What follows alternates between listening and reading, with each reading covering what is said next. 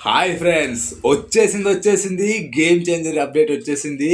అసలు ఒక రేంజ్‌లో ఉంది. అసలు మనం ఊహించలేము.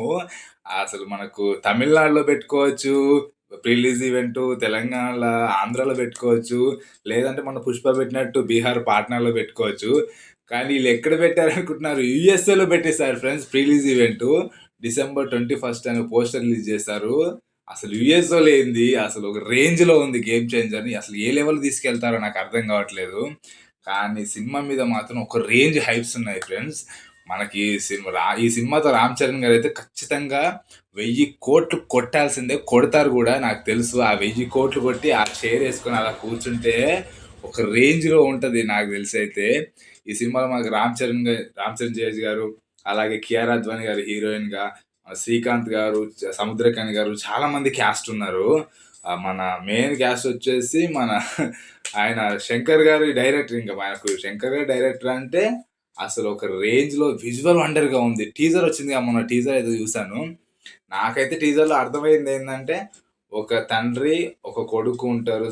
డబుల్ రోల్ సినిమాలో. కొడుకొచ్చేసి యాంగర్ మేనేజ్‌మెంట్‌లో ఉంటారు. ఆయన ఫుల్ బాయ్స్ హాస్టల్‌లో ఉంటారు. ఫుల్ యాంగర్‌గా ఉంటారు. కోపాన్ని తగ్గించుకోవడానికి బుక్స్ చదువుతా ఉంటారు.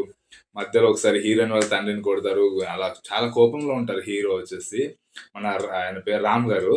అండ్ తండ్రొచ్చేసి ఆయన పేరు అప్పన్న ఫ్రెండ్స్. అప్పన్న గారొచ్చేసి ప్రజల కోసం పోరాడే వ్యక్తిగా, అలాగే మనకు ఒక పార్టీ పెడతారాయన. 'అభ్యుదయం పార్టీ' అని. మరి ఆ తర్వాత ఆయన ఏమైంది? అసలు ఎక్కడికెళ్ళింది కథ? 'అభ్యుదయం పార్టీ' 'ప్రజా అభ్యుదయం పార్టీ' ఎలా అయ్యింది? దానికి శ్రీకాంత్ గారు ఆయన కలిసి పెడతారు 'అభ్యుదయం పార్టీ'. తర్వాత చూస్తే శ్రీకాంత్ గారు ఒక్కరే ఉంటారు. ఈయన ఉండరు. మరి అసలు స్టోరీ ఏంది? మరి 'రామ్ చరణ్' గారు తన తండ్రి గురించి తెలుసుకొని అసలు ఏ విధంగా తన రివెంజ్ తీసుకోవడానికొస్తారు? ఈ సినిమాలో చూస్తే మన శ్రీకాంత్ గారు ముఖ్యమంత్రిగా కనిపిస్తున్నారు ఒక పోస్టర్‌లో చూస్తే.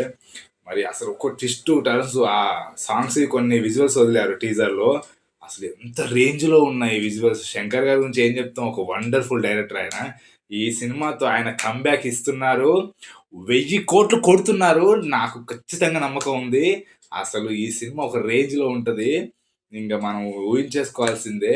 అండ్ 'దిల్ రాజు' గారు ఇంకా ఎంతో పెద్దగా సంక్రాంతికి రిలీజ్ చేస్తుర్రు. ప ఫ 10థ్ జనవరికి వస్తుంది 2025కి. ఇంక 'దిల్ రాజు' గారి గురించి ఏం చెప్తాం. అసలు ఆయన ఒక రేంజ్‌లో రిలీజ్ చేద్దామని మనకి ఆల్రెడీ చెప్పేస్తా ఉన్నారు. ఒక రేంజ్‌లో రిలీజ్ చేస్తాం ఈ సినిమాని అని. ఇంక మీరు ఊహించేసుకోండి. కానీ 'గేమ్ చేంజర్' మంచి హిట్ అవుతుంది ఫ్రెండ్స్.